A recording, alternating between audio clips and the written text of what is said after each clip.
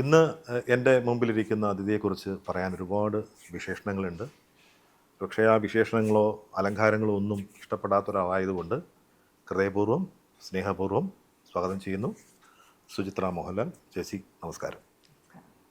ഏറ്റവും പുതിയ വിശേഷമെന്ന് പറയാവുന്നത് ഈ പറഞ്ഞ പോലെ വിസ്മയുടെ തുടക്കമാണ് അല്ലേ? സിനിമ തുടങ്ങി നന്നായിട്ട് ഗംഭീരമായിട്ട് തിയേറ്ററുകളിൽ ഇപ്പോഴും ഓടുന്നു.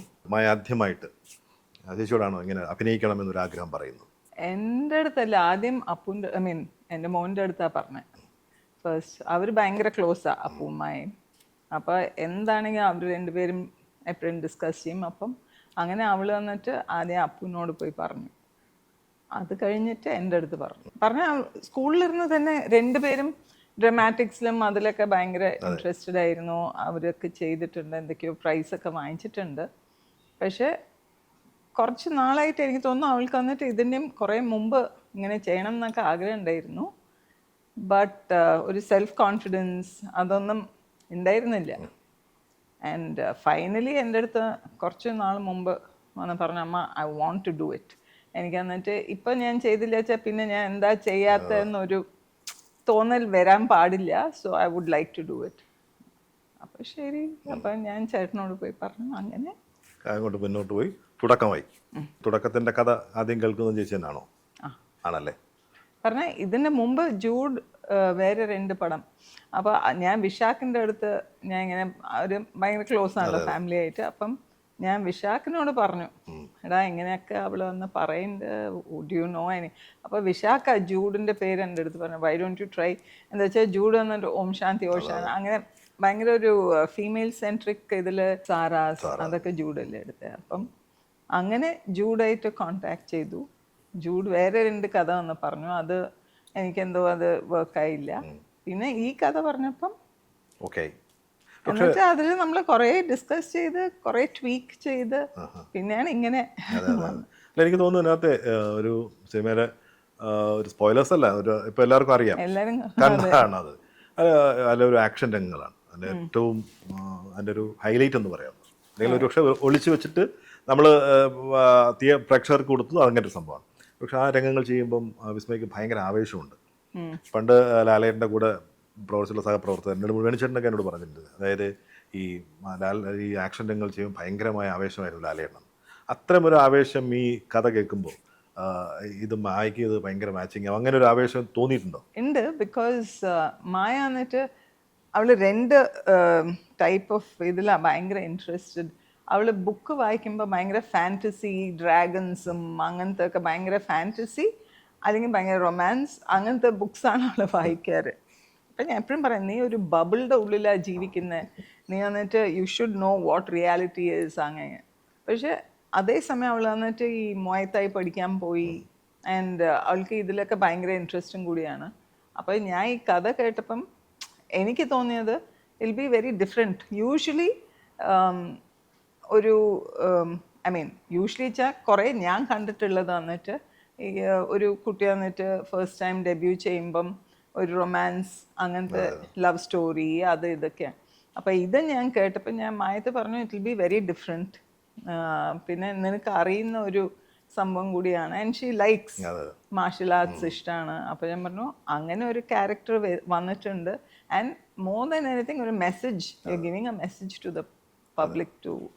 അപ്പോൾ അങ്ങനെയൊക്കെ അവൾക്കത് നന്നാവും എന്ന് ഞാൻ വിചാരിച്ചു. അല്ല, അതിൽ അങ്ങനെ അത് ചെയ്യുമ്പം വല്ലാത്തൊരു ആവേശമുണ്ട്, അതല്ലേ? ഒരു ആവേശമുണ്ട്. അത് ഭയങ്കര ഇത് ചെയ്ത് തുടങ്ങിയപ്പം ഒന്നാമത് ഷൂട്ട് ചെയ്ത് തുടങ്ങിയപ്പോൾ തന്നെ അവള് പറഞ്ഞു, I am really enjoying it അമ്മ. അവള് ശരിക്കും എൻജോയ് ചെയ്ത ഒരു ഷൂട്ടാണ്. ചില പട്ടുകൾ നെയ്യുന്നത് തറിയിലല്ല, സ്വയംവര സിൽക്സ്, നെഞ്ചിൽ നെയ്യുന്ന പട്ട്. അപ്പൊ ഈ ആക്ഷൻ സീൻസും കൂടി വന്നപ്പം അതാണ് അവൾക്ക് ഏറ്റവും ഇഷ്ടമായത്. ആ ഒരു സീക്വൻസ് ഭയങ്കര എൻജോയ് ചെയ്തു. അദ്ദേഹത്തിന് ശേഷം ഒരു വീഡിയോ ഒക്കെ പുറത്തിറങ്ങി. അതിനകത്ത് അത് കാണുമ്പം അത് എൻജോയ് ചെയ്യുന്നുണ്ട്. അത് ചുറ്റും നിൽക്കുന്ന കാര്യങ്ങളെ കുറിച്ച് ഒന്നും ബോധേടല്ല, ഭയങ്കരമായിട്ട് എൻജോയ് ചെയ്യുന്നുണ്ട്. അത് തന്നെ വലിയ കാര്യമാണ്, അങ്ങനെ എൻജോയ് ചെയ്യാൻ പറ്റുക എന്നുള്ളതാണല്ലോ. പലരും വിചാരിച്ചിരിക്കുന്നത് ഇങ്ങനൊരു സിനിമയ്ക്ക് വേണ്ടി ഈ ഇങ്ങനൊരു മാർഷൽ ആർട്സ് പഠിച്ചു, അങ്ങനെയല്ല. ശരിക്കും നേരത്തെ അവള് വന്നിട്ട് കോവിഡ് സമയത്ത് ജസ്റ്റ് തായ്ലൻഡിലോട്ട് പോയതാ. അവിടെ പോയപ്പം ഈ ഒരു കോസ മൂവി പറഞ്ഞിട്ട് ഒരു ഐലൻഡിലാണ്. അവിടെ ഈ മൊയ്ത്തായി പഠിപ്പിക്കുന്ന ഒരു മോയ്തായ് എന്നാണ് അല്ലേ? മൊയ്ത്തായ്. അപ്പോൾ അവിടെ അവൾ പോയിട്ട് അത് ഇഷ്ടമായിട്ട് അവൾ ജോയിൻ ചെയ്തു. പിന്നെ അപ്പോഴേക്കും കോവിഡ് വന്നു. കോവിഡ് വന്നപ്പം അവർ ഐലൻഡ് ക്ലോസ് ചെയ്തു. അപ്പൊ പിന്നെ അവിടെ തന്നെ ആയി. പിന്നെ ഗ്രൂ ഓൺ ഹെർ ആൻഡ് പിന്നെ ഇടയ്ക്ക് അവിടെ തന്നെ ഇപ്പൊ കുറേ കൊല്ലങ്ങളായിട്ട് വന്നും പോയും അങ്ങനെ. പൂർണ്ണമായിട്ട് കഴിഞ്ഞോ കോഴ്സ്? കഴിഞ്ഞോ? അതൊരു കോഴ്സ് ആയിട്ടല്ല, ഇറ്റ് ഈസ് ലൈക്ക് അത് കഴിഞ്ഞിട്ട് പോയാൽ you have to go for fights അങ്ങനെയൊക്കെ ഉണ്ട്. ആ ഒരു ഇതിലൊന്നും പോയി. തിയേറ്റർ കോഴ്സിലും പഠിച്ചിട്ടുണ്ട്, തിയേറ്റർ സ്റ്റഡി ഉണ്ടായിരുന്നു. സ്കൂൾ കഴിഞ്ഞിട്ട് അവൾ വന്നിട്ട് ഇങ്ങനെ ഒരു ഡിഗ്രി എടുക്കുക അങ്ങനത്തെ ഒരു ഇതിന് പോയിട്ടില്ല. She is done. അപ്പം ഞാനും പറഞ്ഞു, ഐ മീൻ അവൾക്ക് വന്ന് വേരിയഡ് ഇൻട്രസ്റ്റ് ആയിരുന്നു. നമ്മളൊക്കെ പഠിക്കുമ്പോൾ വന്നിട്ട് ഒന്നെങ്കിൽ എഞ്ചിനീയർ അല്ലെങ്കിൽ ഡോക്ടർ, ആ ഒരു ഇതായിരുന്നല്ലോ. ഇവിടെ ഇപ്പൊ ഈ പിള്ളേർക്ക് എന്തുമാത്രം എക്സ്പോഷർ, സോ മെനി കോഴ്സസ്. അപ്പൊ ഞാൻ വിചാരിച്ചു ഒരു കോളേജിൽ പോയി ഒരു ഡിഗ്രി എടുക്കുക, വരിക, പിന്നെ കല്യാണം കഴിക്കുക, പോവാ, ആ ഒരു ഇതാണല്ലോ. അതല്ലാതെ ഇപ്പൊ അവൾക്ക് ഇഷ്ടമുള്ള കോഴ്സിന് പോയാൽ she gets more exposure. And അവൾ പോയതൊക്കെ വേറെ വേറെ സ്ഥലത്താണ്, different courses in different places. അപ്പോൾ കുറേ സ്ഥലം കാണും, അവിടുത്തെ ആൾക്കാർ, കൾച്ചർ, അതൊക്കെ വേറൊരു എക്സ്പീരിയൻസ് തന്നെയാണ്. അപ്പം അങ്ങനെ ഷീസ് ഗോൺ. അവൾ സ്കൂൾ കഴിഞ്ഞ ഉടനെ പ്രാഗ് പോയി പഠിച്ചു. പിന്നെ അങ്ങനെ വേറെ കുറേ തിയേറ്റർ സ്റ്റഡി പ്രാഗിലും ചെയ്തിട്ടുണ്ട്, US-ലും ചെയ്തിട്ടുണ്ട്. അത് ഒരുവിധം നന്നായിട്ട് ഹെൽപ്പ് ചെയ്തിട്ടുണ്ട് അല്ലേ നമ്മുടെ ഒരു. അത് കുറേ മുമ്പായിരുന്നു, സ്കൂൾ കഴിഞ്ഞ പിന്നാലെ. നന്നായിട്ട് കവിത എഴുതും, ദ ഗ്രെയിൻസ് ഓഫ് സ്റ്റാർഡസ്റ്റ് അല്ലേ? അത് വന്നിട്ട് ഒരു ബുക്കിനായിട്ട് എഴുതിയതല്ല. അവള് വന്നിട്ട് ഇങ്ങനെ ഇടയ്ക്ക് ഇരിക്കുമ്പോൾ ഇങ്ങനെ എഴുതും, വരയ്ക്കും. അപ്പോൾ അപ്പു വന്നിട്ട് ഇതൊക്കെ വായിച്ചിട്ട് അവനാ പറഞ്ഞു, why don't you make it into A book എന്ന് പറഞ്ഞിട്ട്. അങ്ങനെയാണ് അതൊരു ഇപ്പോഴും കുറെ എഴുതി. രണ്ടാമത്തെ ബുക്ക് ഇറക്കാൻ മാത്രം കോൺഫിഡൻസ് ഉണ്ട് തോന്നുന്നു. എന്റെ അടുത്ത് കാണിച്ചിട്ടില്ല, പക്ഷെ അവള് പറഞ്ഞു ഐ റിട്ടൺ കുറെ എന്തൊക്കെയോ എഴുതിയിട്ടുണ്ട്. ഒരുപാട് അല്ലേ? അവര് ഭയങ്കര ക്ലോസ് ആണ്. സിനിമ തിയേറ്ററിൽ നിന്ന് ഇറങ്ങി ഇങ്ങനെ ഒന്ന് സംസാരിക്കാനായിട്ട് പോകുമ്പോൾ അപ്പുവിനെ ഒന്ന് ജസ്റ്റ് നോക്കിയിട്ട് ഒരു കോൺഫിഡൻസ് കിട്ടിയ പോലെയാണ്. അപ്പു ആണെങ്കിൽ ഇതിനൊന്നും പോവില്ല. അപ്പൊ ഇവള് വന്നിട്ട് ആദ്യം ഇവളും പറഞ്ഞു, ഞാൻ പോയില്ല, ഞാൻ ഇന്റർവ്യൂ കൊടുക്കില്ല, പ്രൊമോഷന് പോവില്ല. ആന്റണി ആദ്യം ഓക്കെ, അതിനൊന്നും ആവശ്യമില്ല എന്നൊക്കെ പറഞ്ഞു. അപ്പൊ ഞാൻ അന്നേ പറഞ്ഞു, രണ്ടുപേരും ഇങ്ങനെ ആയാൽ ശരിയാവില്ല. അവൻ അങ്ങനെ ആയി, ആൾക്കാർ ആക്സെപ്റ്റ് ചെയ്തു, എന്നുവെച്ചാൽ നീ അങ്ങനെ ആവണമെന്ന്, യു കാൺ ഡു ഇറ്റ് എന്ന്. അപ്പോൾ ആന്റണി ആദ്യം ഓക്കെ എന്നൊക്കെ പറഞ്ഞു. അവസാനം പറഞ്ഞു, മായക്കുട്ടി എന്തായാലും മായ ഇങ്ങനെ ചെയ്യണം എന്നൊക്കെ പറഞ്ഞപ്പോൾ അവള് ഓക്കെ ചെയ്തു. പക്ഷെ നന്നായിരുന്നു, നല്ല അയാളുടെ രീതിയിലായിരുന്നു. ഭയങ്കര നെർവസ് ആയി. ഇപ്പം ആക്ച്വലി ഫസ്റ്റ് ഇന്റർവ്യൂവും ആ സ്റ്റേജിലൊക്കെ വെച്ച് നോക്കിയിട്ട് ലാസ്റ്റ് ഇന്റർവ്യൂ ഒക്കെ നോക്കുമ്പോൾ കുറെ ഡിഫറൻസ് കാണും. ബിക്കോസ് ചെയ്ത് കുറച്ച് പ്രാക്ടീസ് ആയതുകൊണ്ട്. അതാണ് ഏറ്റവും വലിയ കാര്യം എന്നുള്ളത്. സിനിമ കണ്ടു, ഫസ്റ്റ് ഡേ തന്നെ കണ്ടു. അതിന് മുമ്പ് കുറെ എവിടെയെങ്കിലും കണ്ടിട്ടുണ്ടാവും. ഈ മ്യൂസിക് ഒന്നും ഇല്ലാതെ ഈ റഷസ് എന്ന് പറയാൻ പറ്റില്ല, പക്ഷെ അങ്ങനത്തെ ഇത് കണ്ടിട്ടുണ്ട്. മ്യൂസിക് ഒക്കെ ചെയ്യുന്ന മുമ്പായിട്ട് കണ്ട് തിയേറ്ററിൽ നിന്ന് ഇറങ്ങിയപ്പോൾ അതിൽ ഏറ്റവും ഇഷ്ടപ്പെട്ടൊരു രംഗം ഏതായിരുന്നു? എനിക്ക് ഓഫ് കോഴ്സ് അവളുടെ ആക്ഷൻ സീക്വൻസ്. പക്ഷെ എനിക്ക് വന്നിട്ട് ഇത് ഫസ്റ്റ് ഒരു ഈ അറ്റാക്ക് കഴിഞ്ഞിട്ട് മറ്റേ കെസറ്റ്സ് ഒക്കെ എടുത്ത് വന്ന് അച്ഛൻ വന്ന് ചോദിക്കില്ലേ എന്താണ് ആയ സത്യം പറയുന്നൊക്കെ. അപ്പൊ ആ ഒരു ഇമോഷണൽ ആ സീക്വൻസ് എനിക്ക് ഭയങ്കര ഇഷ്ടമായി. പിന്നെ എനിക്ക് ഇഷ്ടമായത് വന്നിട്ട് ഈ ആക്ഷൻ സമയത്ത് ബോബിന്റെ വിരലൊക്കെ മുറിച്ച് മുടിയൊക്കെ മുറിച്ച് ആ ഒരു ഇത് ഭയങ്കര ഇഷ്ടം. ഒരുപാട് പേര് വിളിച്ചിട്ടുണ്ടാവും അഭിനന്ദനം അറിയിക്കാൻ. അങ്ങനെ വിളിച്ചാരൊക്കെ ഉണ്ടായിരുന്നു? ആക്ച്വലി ഇത് കഴിഞ്ഞിട്ടും അതിൻ്റെ മുമ്പ് ഈ സിനിമ റിലീസ് ആവുന്ന മുമ്പ് ഞാൻ ഇങ്ങനെ ആലോചിക്കായിരുന്നു, അപ്പു വന്നിട്ട് ആക്ട് ചെയ്യാൻ പോകണു എന്ന് പറഞ്ഞിട്ട് അവൻ്റെ സിനിമ റിലീസ് ആവണ മുമ്പ് കുറേ ആൾക്കാർ വിളിച്ചു. പക്ഷേ മായയ്ക്ക് ഈ പടത്തിൻ്റെ മുമ്പ് എനിക്ക് അതിലും കുറേ പറഞ്ഞാൽ ഞാൻ വിചാരിക്കാത്ത ആൾക്കാരൊക്കെ കുറേ പേര് മെസ്സേജസും ഫോൺ കോൾസും എല്ലാവരും we are praying for her അങ്ങനെ ഇങ്ങനെ പറഞ്ഞാൽ ഭയങ്കര ഒരു ഓവർവെൽംഡ് ആയിപ്പോയി. ഇത്രയും ആൾക്കാർ വന്നിട്ട് പ്രാർത്ഥിക്കുന്നുണ്ട് മായ്ക്ക് വേണ്ടി, സിനിമയ്ക്ക് അങ്ങനെ എങ്ങനെയെന്നൊക്കെ കുറേ പേര്. ആൻഡ് സിനിമ കഴിഞ്ഞിട്ടും കുറേ പേര് മെസ്സേജസും ഫോൺ കോൾസും. അതിൽ പ്രമുഖരായ ആരെങ്കിലും ഉണ്ടായിരുന്നു? കുറേ പേര് ജയസൂര്യ വിളിച്ചു. പിന്നെ ഐ മീൻ എനിക്ക് പേരിങ്ങനെ, പക്ഷെ കുറേ പേര് വിളിച്ചു. വിനീത് ഇല്ലേ മറ്റേ ഡാൻസർ, വിനീത് വിളിച്ചു. പിന്നെ അല്ലാത്ത വിനീത് വിനീത്, പിന്നെ അങ്ങനെ കുറേ പേര് വിളിച്ചു. എനിക്ക് തോന്നുന്നു ഇനിയൊരു സിനിമ അയാൾ ചെയ്യാനുള്ള ഒരു ഇതെല്ലാം ഉണ്ടോ? എങ്ങനെയാണ്? അവൾക്ക് ചെയ്യണമെന്ന് തന്നെയാണ് ഉണ്ട്. പറഞ്ഞ, അവൾക്ക് അത്രയും എൻജോയ് ചെയ്തുകൊണ്ട് അവൾ പറഞ്ഞു എനിക്ക് ചെയ്യണം, I want to do. അപ്പോൾ എന്തായാലും ആക്ടിങ്ങിൻ്റെ ഒരു വഴിയിലേക്ക് മായി ഇറങ്ങി നടക്കുകയാണ് അല്ലേ? അപ്പു വന്നിട്ട് രണ്ടുപേരും ഭയങ്കര ഡിഫറെൻ്റ്. അപ്പു വന്നിട്ട് എല്ലാവരും പറയുന്നത് നമ്മൾ ഫോഴ്സ് ചെയ്തിട്ട് ഇതിൽ പുഷ് ചെയ്തു. ആക്ച്വലി ഫോഴ്സ് ഒന്നും ചെയ്തതല്ല. അവൻ വന്നിട്ട് ഓഫ്കോഴ്സ് ഫിലോസഫി ആണല്ലോ ചെയ്തത്. അത് കഴിഞ്ഞിട്ട് അപ്പം ഞാൻ ചോദിച്ചു ശരി എന്തോ ടീച്ചിങ്ങിൽ പോവും. അങ്ങനെ ആ സമയത്ത് പറഞ്ഞു ഞാൻ ജപ്പാനിൽ പോയിട്ട് ഇംഗ്ലീഷ് പഠിപ്പിക്കാം, അങ്ങനത്തെ ഒരു ഇത് ആ സമയത്ത് ഉണ്ടായിരുന്നു. പിന്നെ അത് നടന്നില്ല. അപ്പോൾ ഞാൻ നോക്കുമ്പോൾ ചുമ്മാ വീട്ടിലിങ്ങനെ ഇരിക്കുന്നു, ഒന്നും ചെയ്യുന്നില്ല. അപ്പോൾ as parents we will be concerned. അപ്പോൾ ഞാൻ പറഞ്ഞു വൈ ഡോണ്ട് യു ട്രൈ നീ. അപ്പോൾ അങ്ങനെയാണ് ഒരു ദിവസം പറഞ്ഞു ശരി ഞാൻ എന്നിട്ട് AD ആയിട്ട് ജോയിൻ ചെയ്യാം. ഓക്കെ പറഞ്ഞിട്ട് ജിത്തുവിൻ്റെ കൂടെ അങ്ങനെ പോയി. പിന്നെ അതിൽ വർക്ക് ചെയ്തിട്ട് ഹി ലൈക്ഡ് ഇറ്റ്, ഈ ട്രാവലും. പിന്നെ ഞാൻ പറഞ്ഞു നിനക്ക് വന്നിട്ട് ഒരു 9 to 5 ജോബ് എന്തായാലും നീ ചെയ്യില്ല എന്ന് എനിക്കറിയാം. ബിക്കോസ് ഒരു സ്ഥലത്ത് പിടിച്ച് വെക്കാൻ പറ്റില്ല അപ്പൂനെ. ഞാൻ പറഞ്ഞു ഇതാണെങ്കിൽ you are going to different places, കുറേ ആൾക്കാരിനെ മീറ്റ് ചെയ്യുന്നു, and also you are playing different characters. അപ്പോൾ ഇറ്റ്സ് സംതിങ് എക്സൈറ്റിംഗ്. ഓരോ ഇതിന് പോകുമ്പോൾ it's a different excitement all together. അപ്പോൾ നീ ട്രൈ ചെയ്ത് നോക്ക് അങ്ങനെയൊക്കെ പറഞ്ഞിട്ടാണ് അവൻ ഓക്കെ ഐ ട്രൈ പറഞ്ഞ അതിൽ. പക്ഷേ അപ്പൂന് വന്നിട്ട് അവന് മ്യൂസിക് ഒരു സൈഡിൽ ഭയങ്കര. അപ്പോൾ ഇപ്പോൾ തന്നെ ഐ തിങ്ക് കുറേ സോങ്സ് അവനും അവൻ്റെ കസിൻസൊക്കെ ഇരുന്ന് അവൻ്റെ ഫ്രണ്ട്സ് ഇങ്ങനെ ഗിറ്റാർ അവർ ജാം ചെയ്യും, റെക്കോർഡ് ചെയ്യുന്നുണ്ട്. അപ്പം he wants to make an album. അപ്പോൾ അതൊരു സൈഡിൽ നടന്നുണ്ട്. പിന്നെ ഒരു നോവൽ എഴുതുന്നുണ്ട്, അത് എവിടം വരെ ആയിന്ന് എനിക്കറിയില്ല. അതൊരു സൈഡിൽ. അപ്പോൾ അപ്പൂന് വന്നിട്ട് ഹി സ്പേസസ് എവറിത്തിങ് ഔട്ട്. അപ്പം ഞാൻ ആദ്യം പറയും എടാ ഒരു കൊല്ലത്തിൽ ഒരു 2 പടം എങ്കിലും ചെയ്യും അമ്മ, I do it at my own pace. അപ്പോൾ അവൻ പിന്നെ ഞാൻ വിചാരിച്ചു അവൻ പറയണതും കറക്റ്റാണ്. ഹീസ് ഫൈൻഡിങ് എ ബാലൻസ്, ഇതും അത് എല്ലാമായിട്ട്. പക്ഷെ മായയ്ക്ക് അങ്ങനെയല്ല. മായയ്ക്ക് ഇത് ചെയ്തിട്ട് ഇവൾക്ക് ദിസ് സംതിങ് അവളെന്ന് കുറേ നാളെ ചെയ്യണം. പക്ഷെ അവൾക്ക് തന്നെ ഒരു പേടി ഉണ്ടായിരുന്നു, ക്യാൻ ഐ ഡു ഇറ്റ് എന്ന്. ഇപ്പം ഇത് ചെയ്ത് കഴിഞ്ഞപ്പോൾ ഒരു confidence plus she enjoyed it. അപ്പോൾ അവൾക്ക് എനിക്കിത് ചെയ്യണം, ഇനിയും ചെയ്യണം എന്നൊരു. പുതിയ കഥകളെല്ലാം കേട്ടു തുടങ്ങിയോ? കേൾക്കുന്നുണ്ട്. നല്ല കഥകൾ വരികയാണെങ്കിൽ ഉടനെ ചെയ്യും. ഉടനെ വെച്ചാൽ ഷീൽ നീഡ് ഒരു 2-3 months. എന്താ പറയുക, ഈ മലയാളം വന്നിട്ട് 2 പിള്ളേരും ഹോസ്റ്റലിൽ പഠിച്ചോണ്ട് അപ്പൂനെ പിന്നെയും ആക്ച്വലി അപ്പൂന്റെ ഫസ്റ്റ് പടം കണ്ട അതിലും അധികം ഡയലോഗ്സ് കൊടുത്തിട്ടില്ല ജിത്തു. പക്ഷെ അവനിപ്പം ഇത്രയും പടം ചെയ്തിട്ട് സെറ്റിൽ എല്ലാവർക്കും സംസാരിച്ച് ഇപ്പൊ his Malayalam has improved a lot. മായയ്ക്ക് എന്നിട്ട് ആ ഒരു പ്രോബ്ലം ഉണ്ട്. എന്താ വെച്ചാൽ മായ എന്നിട്ട് അപ്പു 6th സ്റ്റാൻഡേർഡ് ഒക്കെ ആയപ്പോഴാണ് ഹോസ്റ്റലിൽ പോയത്. മായ 3rd സ്റ്റാൻഡേർഡിലേ പോയി ഹോസ്റ്റലിൽ. അപ്പോൾ ആ ഫുൾ ടൈം അവിടെ വെളിയിൽ അവിടെ മോസ്റ്റ്ലി ഫോറിനേഴ്സ് ആയിരുന്നു സ്റ്റുഡൻസ്. അപ്പം അവർ ഇംഗ്ലീഷേ സംസാരിച്ചിട്ടുള്ളൂ. വീട്ടിൽ വരുമ്പോഴും എൻ്റെ മിസ്റ്റേക്കാണ്, ഞാനും പിള്ളേർക്ക് വന്ന് ഇംഗ്ലീഷിലാണ് കുറേ കൺവേഴ്സ് ചെയ്തിരിക്കുന്നത്. മോർ ബിക്കോസ് ഇപ്പം ഞാൻ വളർന്നപ്പോഴും ഞാനും എൻ്റെ സിബ്ലിങ്സൊക്കെ ഇംഗ്ലീഷിലാണ് കുറേ സംസാരിച്ച്. ബിക്കോസ് ഡാഡി പകുതി തമിഴും പകുതി മലയാളം, മമ്മി ഫുൾ മലയാളി തന്നെ. പക്ഷേ മമ്മീത്തെ നമ്മൾ മലയാളം സംസാരിക്കും, ഡാഡിത്തെ ഇംഗ്ലീഷ് തമിഴ് മലയാളം 3ഉം സംസാരിക്കും.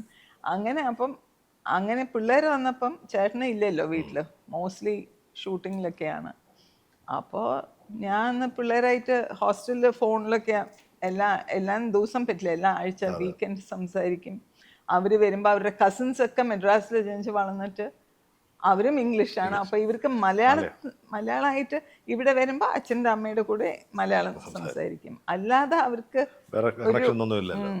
അതുകൊണ്ട് മലയാളം മായ്ക്ക് വന്നിട്ട് സംസാരിക്കാം, പക്ഷെ ആ ഒരു കോൺഫിഡൻസ് ഇല്ല. പിന്നെ ആ സ്ലാങ്ങും നമ്മളുടെ എൻ്റെ തന്നെ ഒരു തമിഴ് ആക്സെന്റ് ഉണ്ട് എന്നൊക്കെ എല്ലാവരും പറയും. അപ്പം മായ്ക്കും അവരുടെ തിങ്കിങ് ലാംഗ്വേജ് തന്നെ ഇംഗ്ലീഷാണ്, അതിന്റെ മലയാളത്തിലേക്ക് ട്രാൻസ്ലേറ്റ് ചെയ്യാൻ നമ്മൾ ആലോചിക്കുന്നത്. അപ്പം അന്ന് ആക്ച്വലി സിദ്ദിഖ എന്നിട്ട് എൻ്റെ അടുത്ത് ഞാൻ ഇങ്ങനെ ഇത് സംസാരിച്ചപ്പം പറഞ്ഞു സുചി ഏത് ഭാഷയിലാണ് തിങ്ക് ചെയ്യാറ്? ഞാൻ ഇംഗ്ലീഷിലാണ്, ഐ തിങ്ക് ഇൻ ഇംഗ്ലീഷ്. അതുകൊണ്ടാണ്. അപ്പോൾ ആ ഒരു ഫ്ലോ കുറയും. കാരണം അത് തിങ്ക് ചെയ്ത് നമ്മൾ മലയാളത്തിൽ എടുക്കാൻ സമയം. അതെ. അതുകൊണ്ട് മായയ്ക്ക് ആ ഒരു ഇത് ഉണ്ടായിരുന്നു. അപ്പോൾ ഇതൊക്കെ ഓവർകം ചെയ്യണമെന്ന് വെച്ചാൽ അവള് വന്നിട്ട് ഇപ്പം സ്ക്രിപ്റ്റ് അയച്ചിട്ട് ആ ഫുൾ മംഗ്ലീഷിലാണ് അത് ഫുൾ പഠിക്കാൻ. അപ്പു അങ്ങനെയാ, ഫുൾ സ്ക്രിപ്റ്റ് ബൈ ഹാർട്ട് ആക്കും. ആണല്ലേ, ആ പെട്ടെന്ന് ബൈഹാർട്ടാക്കും അല്ലേ? കുറച്ച് സമയം മായ പറഞ്ഞു എനിക്ക് അറ്റ്ലീസ്റ്റ് 1 month പ്രിപ്പറേഷൻ ടൈം വേണം ഡയലോഗൊക്കെ പഠിക്കാനായിട്ട്. അതുകൊണ്ട് ഉടനെ ഉണ്ടാവില്ല. അതെ, നീ നല്ല പ്രോജക്റ്റ് വന്നാലും ഒരു 1.5 months അവൾക്ക് വേണം. അതെ, ഇസ്മയെ പോലെ അതിനകത്ത് ശോഭിച്ച ഒരാളാണ് ആഷിഷ് ജോ, നമ്മുടെ ജോക്കു അല്ലേ? ചേച്ചീനെ പറഞ്ഞിട്ടുണ്ട് അതൊരു ഞങ്ങളുടെ കുടുംബാംഗം തന്നെയാണെന്നുള്ളത്. അയാളുടെ പ്രകടനത്തെ എങ്ങനെയാണ് വിലയിരുത്തുക? സോ ആശിഷ് ജോക്കു വന്നിട്ട് ഞാൻ ആൻ്റണിത്ത് പറഞ്ഞു നമുക്ക് ഈ കഥ കേൾക്കണം എന്നൊക്കെ. അപ്പോൾ ആൻ്റണിയും വന്നിരുന്ന് നമ്മളൊക്കെ കഥ കേട്ടിട്ട്, അപ്പോൾ ഈ ആശിഷിൻ്റെ പേര് ജോക്ക് ചെയ്താൽ എങ്ങനെ ഉണ്ടാവും എന്നൊക്കെ വന്നപ്പോൾ ഞാൻ ആൻ്റണി പറഞ്ഞു ഇല്ല ശരിയാവില്ല, ബിക്കോസ് ഞാൻ ഈ കുട്ടികളൊക്കെ വളർന്നത് കണ്ടിട്ടുണ്ട്, അവൻ പെരുമാറുന്നത് ഞാൻ കാണുന്നതാ. ഞാൻ പറഞ്ഞു ജോക്കുവിന് ഈ ഒരു ക്യാരക്ടർ ചെയ്യാൻ പറ്റില്ല എന്നൊക്കെ. പക്ഷേ ഈ സിനിമ വന്നൊക്കെ ഈവൻ ഷൂട്ടിംഗ് സമയത്ത് തന്നെ ഐ മീൻ ലൈക്ക് നമ്മളെല്ലാവരും സർപ്രൈസ്ഡായി. അപ്പോൾ ഈ ഇടയ്ക്ക് ആൻ്റണി വന്നിട്ട് ഇങ്ങനെ പറഞ്ഞു ചേച്ചി ഇങ്ങനെ വേറൊരു കഥ വന്നിട്ടുണ്ട്. ഞാൻ പറഞ്ഞു അത് 100% ജോക്കിന് ചെയ്യാൻ പറ്റും. എന്താ വെച്ചാൽ ഇങ്ങനത്തെ ക്യാരക്ടർ ആണെങ്കിൽ നമ്മൾ ആരും വിചാരിക്കാത്ത പോലെ ചെയ്തു.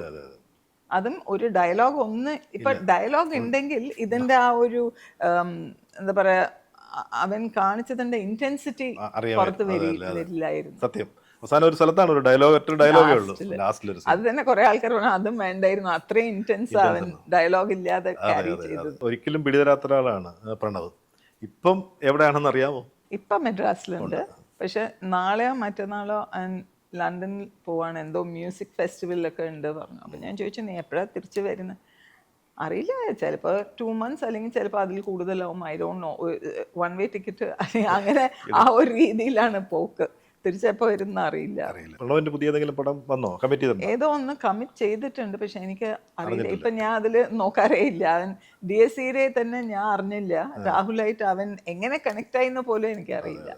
പിന്നെ so now he's able to handle it on his own. Lalettan തന്നെ പലപ്പോഴും പല ഇന്റർവ്യൂകളും പറഞ്ഞിട്ടുണ്ട് ഈ മക്കളുടെ ബാല്യ യൗവന കൗമാരങ്ങളൊന്നും അധികം നടത്തുമെന്ന് കാണാൻ പറ്റില്ല. ഈ ചേച്ചി പറഞ്ഞിട്ടുണ്ട് ഒരുപാട് തിരക്കുള്ള സിനിമയുടെ. അന്ന് ഈ കുട്ടികളൊക്കെ നോക്കുക അമ്മയായിരിക്കണം. ഇത് സ്വന്തമായിട്ട് ഒരു പിന്നെ ബോർഡിങ്സിൽ നിന്ന് പഠിക്കുകയാണെങ്കിലും കാര്യങ്ങളെല്ലാം നോക്കിയിരുന്നതാണ്. ഇന്നൊരു ചർച്ച ഉണ്ടാകുന്ന ഒരു സോഷ്യൽ മീഡിയയിലെ ഒരു ആരോഗ്യകരമായ ചർച്ചയാണ്, ഒരു ഹെൽത്തി ഡിസ്കഷനാണ്.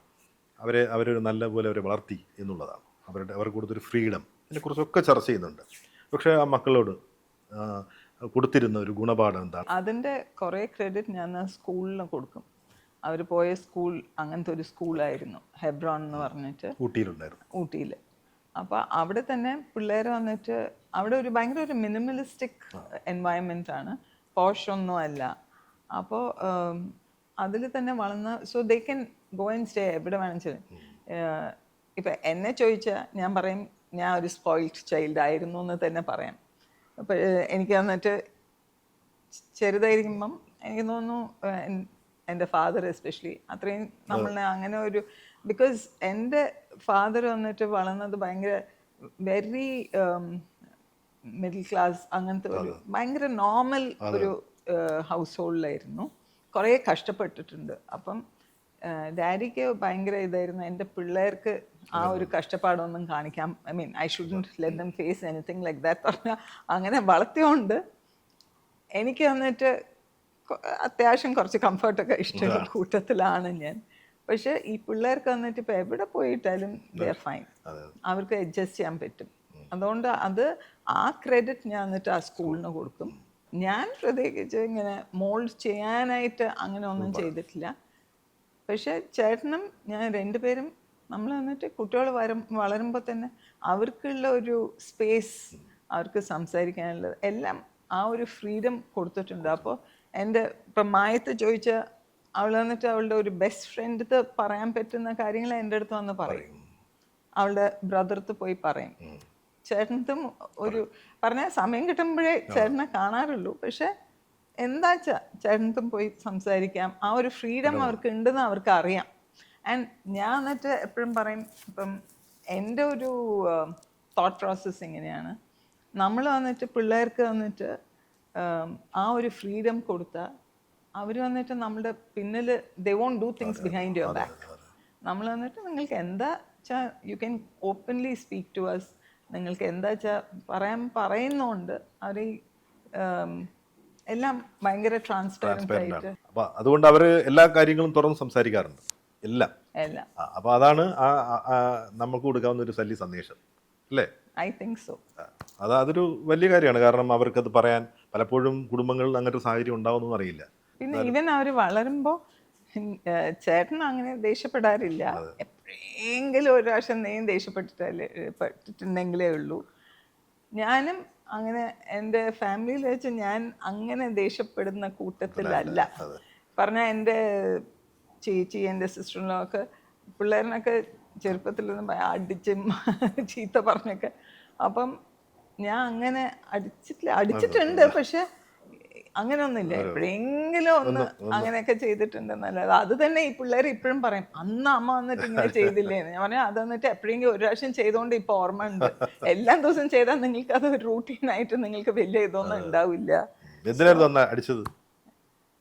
മായനെ അപ്പുനെ വന്നിട്ട് അപ്പു, അവനും എൻ്റെ ബ്രദറിൻ്റെ മോൻ സൂരജ് എന്നുണ്ട്. ഞാൻ ഒരു ദിവസം പോയപ്പോൾ ഇവർ WWF ഒക്കെ കാണുന്ന ആ പ്രായം ചെറുതായിരിക്കുമ്പോൾ, അപ്പോൾ സൂരജ് വന്നിട്ട് എന്തോ ഇംഗ്ലീഷിലെ ഒരു അബ്യൂസീവ് വേർഡ് എന്തോ പറഞ്ഞു. അപ്പോൾ ഞാൻ എന്നിട്ട് പറഞ്ഞു ഇത് എവിടെ. അപ്പോൾ എനിക്കറിഞ്ഞു ഇത് രണ്ടും തമ്മിലാണ്. അപ്പം ഞാൻ അപ്പൂത്ത് പറഞ്ഞു, എടാ നീയാണ് ഇതൊക്കെ പഠിപ്പിച്ചു കൊടുത്തിരിക്കുന്നത്. അപ്പം നിനക്ക് എന്നിട്ട് ഇത്രയും ഒരു ചീത്ത വാക്ക് പറയാൻ വെച്ചാൽ how bad your mouth must be. പോയി സോപ്പിട്ട് വായ കഴുകി കോർണറിൽ പോയി മുട്ടുകുത്തിയിരിക്കെ പറഞ്ഞ് പണിഷ് ചെയ്തു. അതാണ്, അല്ലാതെ. അപ്പോൾ അപ്പുവല്ലേ അതിന് മുട്ടുകുത്തി. ഞാൻ കുറച്ച് കഴിഞ്ഞ് അച്ഛൻ വരുന്നവരെ അവിടെ മുട്ടുകുത്തി ഇരുന്നോണം. കുറച്ച് കഴിഞ്ഞ് നോക്കുമ്പോൾ ഈ മുട്ടുകുത്തിയിട്ട് ഇവിടെ നിന്ന് അവിടെ ചാടി അവിടെ നിന്ന് ഒരു മിനിറ്റ് ചുമ്മാ ഇരിക്കില്ല. അത്രേ ഉള്ളൂ. അല്ലാതെ അടിച്ചിട്ട് അങ്ങനെ. പിന്നെ എന്തോ പഠിപ്പിക്കുമ്പോൾ ഹോസ്റ്റലിൽ പോകണം മുമ്പ് പഠിപ്പിക്കുമ്പോൾ എന്തോ ഒരു അടിയൊക്കെ കൊടുത്തിട്ടുണ്ടെന്നല്ലാതെ എനിക്ക് ഓർമ്മയില്ല. അങ്ങനെ അടിച്ചതായിട്ടൊന്നും ഓർമ്മ. കുട്ടികൾ വളർന്നു കഴിയുമ്പോൾ എല്ലാ മാതാപിതാക്കളും ഫേസ് ചെയ്യുന്നൊരു ചോദ്യമുണ്ട്, എന്തായി കുട്ടികളുടെ കല്യാണം, എന്തായി കുട്ടികളുടെ കല്യാണം, അങ്ങനെ ഒരു ചോദ്യങ്ങൾ നേരിടേണ്ടി വരും. ആൾക്കാർ ചോദിച്ച മടുത്തു തോന്നി ഇപ്പം നിർത്തി ചോദിക്കുന്നത്. ബിക്കോസ് അതും അവരുടെ ഇഷ്ടം. ഞാൻ പറഞ്ഞിട്ടുണ്ട്, നിങ്ങൾക്ക് കല്യാണം കഴിക്കണം എന്ന് തോന്നും, നമ്മൾ ഒരു കുട്ടീനെ നോക്കണം, യുനോ നമ്മൾ കണ്ടുപിടിച്ച് തരണം എന്ന് പറഞ്ഞാൽ വന്ന് പറഞ്ഞോ. നിങ്ങൾക്ക് സ്വന്തം കണ്ടുപിടിക്കണം വെച്ചാൽ അതിനും we are open to it. നിങ്ങൾക്ക് അതാ കല്യാണം വേണ്ട, we are open to that also. നിങ്ങൾ നമ്മുടെ കൂടെ ഇരിക്കുന്നത് നമുക്ക് ഏറ്റവും സന്തോഷമാണ്. So house is open for y'all. നിങ്ങൾക്ക് എപ്പോൾ ആണെന്നുവെച്ചാലും y'all can do as y'all please. അപ്പം എല്ലാവരും നിങ്ങൾക്ക് ഗ്രാൻഡ് ചിൽഡ്രൻ വേണ്ടേ? എൻ്റെ ചേച്ചിയുടെയും ചേട്ടയുടെയും എല്ലാവരെയും ഗ്രാൻഡ് ചിൽഡ്രൻ ഉണ്ട്, അത് മതി. ഇവർക്ക് എപ്പോഴാണ് വേണ്ടിച്ചാൽ അപ്പോൾ നോക്കാം. It's all the same. അവരുടെ ജീവിതങ്ങൾ അവർ തിരഞ്ഞെടുത്തോട്ടെ. അതും ഒരു തരം മെസ്സേജാണ്. കാരണം അവരുടെ ജീവിതം അവരുടേതാ സ്വാതന്ത്ര്യമാണ് അല്ലേ? ഇപ്പോഴത്തെ ജനറേഷൻ അതും അവർക്കും ആ ഒരു ഫ്രീഡം, ഐ തിങ്ക് അവർക്ക് അതാണ് ഇഷ്ടം. ആൻഡ് അവർക്കൊരു they're all adults now. എല്ലാം അറിയാം, അവർക്കെല്ലാം അറിയാം. ഇപ്പൊ അപ്പു ആണെങ്കിൽ ഹിസ് 36, മായ 32 ആയി. അപ്പൊ പിന്നെ അവർക്ക് ആ ഒരു ഫ്രീഡം ഇല്ലെങ്കിൽ പിന്നെ നമ്മൾ വന്നിട്ടില്ല ഇപ്പോഴും നമ്മൾ പറയണ പോലെ കേൾക്കണം, അങ്ങനെ പറ്റില്ല. പിന്നെ ബോത്ത് ആർ ഗുഡ് ചിൽഡ്രൻ. അവർ വന്നിട്ട് അവരും ബ്ലെസ്ഡ് ആണ്. കാരണം അങ്ങനെ ഒരു അമ്മയിൽ നിന്ന് തന്നെ വി ആർ ഓൾസോ ബ്ലെസ്ഡ് ഇങ്ങനെ കുട്ടികളുണ്ട്.